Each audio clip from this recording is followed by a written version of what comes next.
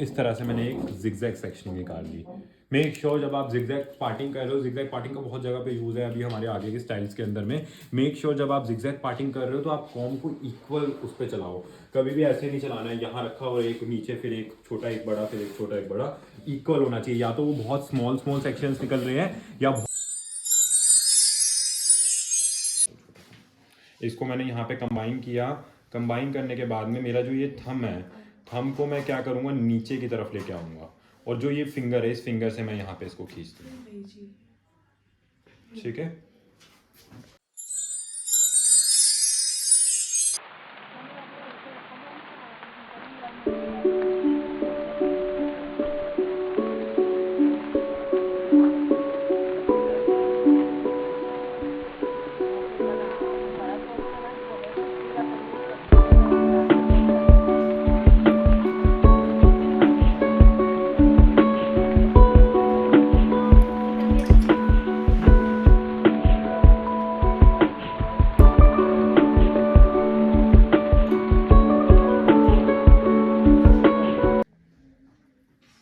ठीक है, 2 पोनीज मैंने यहाँ पे बना ली, एक इधर एक इधर। मेक श्योर ये दोनों पोनी एक ही जगह पे हो, थोड़ा बहुत ऊपर नीचे चल।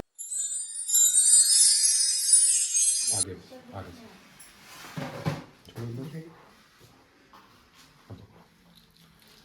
अब जैसे मैंने क्या किया, यहाँ पे मैंने एक सेक्शन ले लिया। ठीक है, इस तरह से मैंने एक सेक्शन निकाला, पतला फाइन सेक्शन। जब हमें पफ के अंदर में वॉल्यूम ज़्यादा देनी होती है तो पतले सेक्शंस पे काम करना है। इसको मैं रूट के पास में बालों को इकट्ठा करूँगा। यहाँ पे मैंने इसको इकट्ठा किया बालों को। अगेन रूट के पास में अच्छे से बैक कॉमिंग करनी है। जो फर्स्ट 2-3 सेक्शंस होते हैं ना उनमें बैक कॉमिंग बहुत अच्छे से कर दो, फिर अपने आप से आपका पफ जो होता है वो ज़्यादा अच्छा बनेगा, क्योंकि एक वॉल्यूम क्रिएट हो जाएगी। अब देखेंगे हम एक ही सेक्शन के अंदर में कितनी ज़्यादा वॉल्यूम आ गई है। और फाइन सेक्शंस में ज़्यादा थिक ये स्टिक्स का यूज़ करूँगा। ठीक है, ये वुडन स्टिक्स होती है जिनको हम बालों को रोकने के लिए यूज़ कर सकते हैं। मैंने यहाँ पे एक लगाई, एक स्टिक मैंने यहाँ लगा दी, बाल रुक गए। ठीक है, मतलब बाल अपनी शेप से बाहर नहीं निकलेंगे, इसका ये एक बेनिफिट है मेन। जब हम वुडन स्टिक करके ऊपर की तरफ पुल करेंगे, यहाँ पे मैंने इसको होल्ड किया और इसको ऊपर की तरफ पुल करूँगा नीचे तक आते हुए और देन क्लीन, बस हो गया। अगेन होल्ड, 1 फिंगर का गैप देंगे, दोबारा से होल्ड करेंगे और इसको ऊपर की तरफ पुल करेंगे। फिर से 1 फिंगर का गैप, देन पुल, अगेन 1, इसको पुल करेंगे। फिर से इधर से उठाया, 1 फिंगर गैप, देन पुल। हल्का हल्का इसको पुल कर देना है, सॉफ्ट लाइंस का पैटर्न इसमें हम देंगे। ठीक है, मैंने इसको पुल कर दिया, हल्की हल्की लाइंस दिख रही है आप लोगों को यहाँ पे, है ना। अब इसके बाद में हम क्या करेंगे, इसको क्लीन करेंगे। हेयर स्प्रे को लेंगे, हेयर स्प्रे से पर्टिकुलर लाइन के ऊपर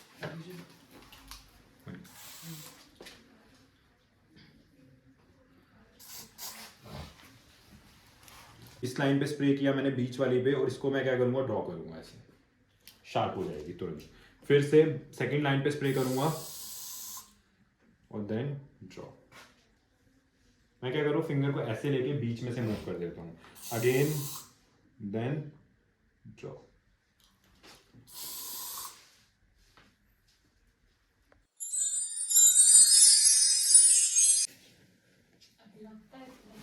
देखो मैंने यहाँ क्या किया, एक लूप इसमें डाली। ठीक है, उसके बाद इस लूप को लिया और इस लूप को ले जाके मैं दूसरी तरफ में डाल दूंगा, बस हो गया टक, इजी, नो पिंस नथिंग। ठीक है, तो ऐसे भी आप पफ को टक कर सकते हो एक इजी टेक्निक के साथ में। इसमें हमने क्या किया कि यहाँ पे हमने लिया और इसको घुमा के इसमें टक कर, एक पिन को मैंने ऐसे डायगनली लगाया यहाँ से, क्योंकि अब इजीली लग जाएगी, बस हमें पिन को ओपन करना है और लगाना है। फिर से मैंने एक और बॉब पिन ली यहाँ पे, अगेन ओपन देन क्रॉस। अब ये इसका खुलने का कोई भी चांस नहीं है। ठीक है, अब ये बिल्कुल ही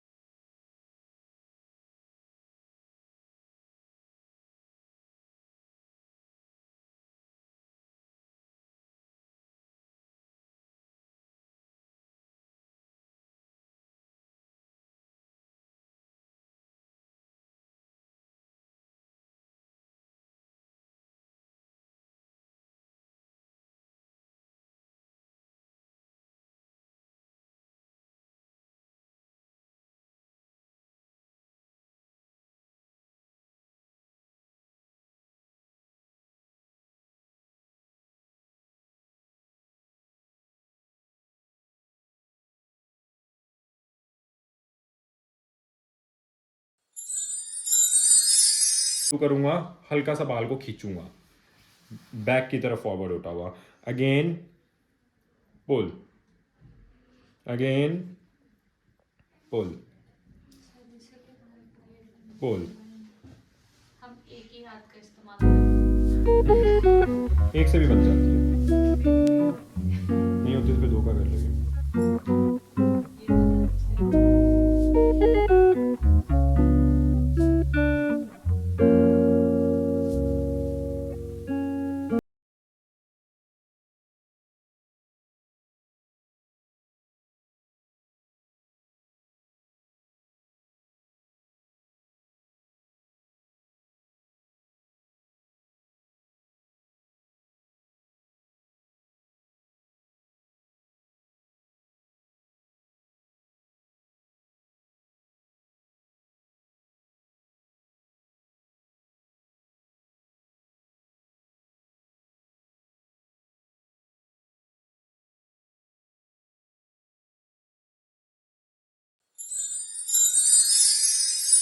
स्टार्ट करना है, जैसे मैंने यहाँ से सेक्शन लिया और इसको मैं बैक कॉमिंग करूँगा।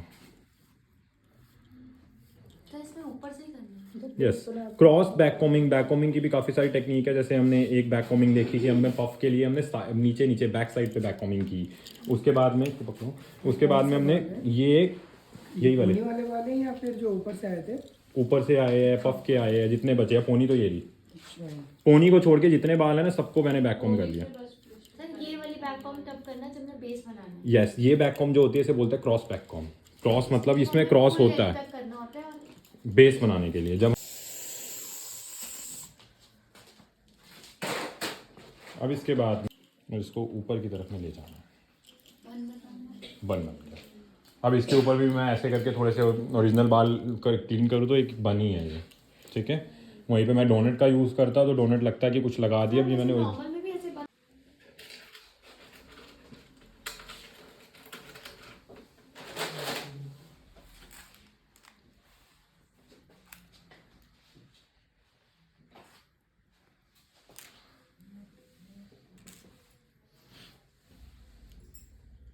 डोनट को भी रोल कर ये भी रुक जाता है। अच्छा, इवन डोनट से बेटर पिंस जो रुकती है वो ओरिजिनल बालों में रुकती है। जब ओरिजिनल बालों को आप बैक कॉमिंग करके पिंस को फंसाते हो तो फंस जाती है वो, कई बार डोनट पे बाउंस होकर वापस आ जाती है। तो सबसे बेटर स्टफिंग ओरिजिनल वाली होती है।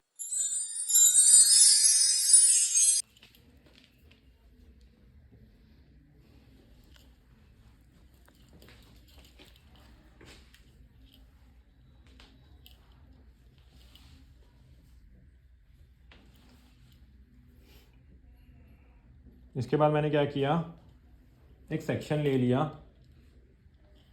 बहुत ज़्यादा थिक नहीं और बहुत ज़्यादा फाइन भी नहीं। अब इसके बाद में इसको करने के दो तरीके हैं, या तो मैं इसको ऐसे लूँ और नॉर्मल इसको ट्विस्ट कर दूँ, अगेन ट्विस्ट, और इसको भी मैंने क्या किया, यहीं की तरफ में टक कर दिया। यूपिन लूँगा, यूपिन को लिया, इसको बस स्टफिंग में ऐड ऑन कर दिया, रुक गया, बस सिंपल। अब क्या करूँगा, लाइंस को बनाऊँगा। ऐसे लिया, खींच दिया इसको बालों को, अगेन खींच दिया इसे बालों को,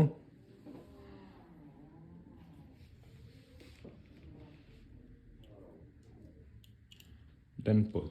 अब इसके बाद में हेयर स्प्रे लूँगा, हेयर स्प्रे से इसको नीट कर लूँगा एक एक लाइन पे।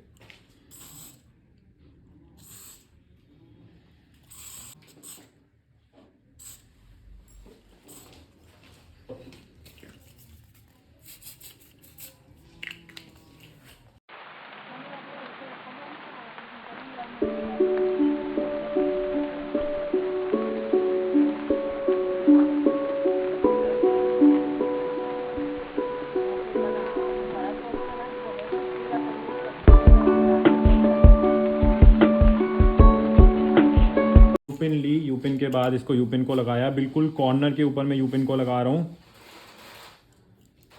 इसके बाद इसको भी क्या करूँगा, पुलिंग टेक्निक का यूज़ करके पुल करूँगा।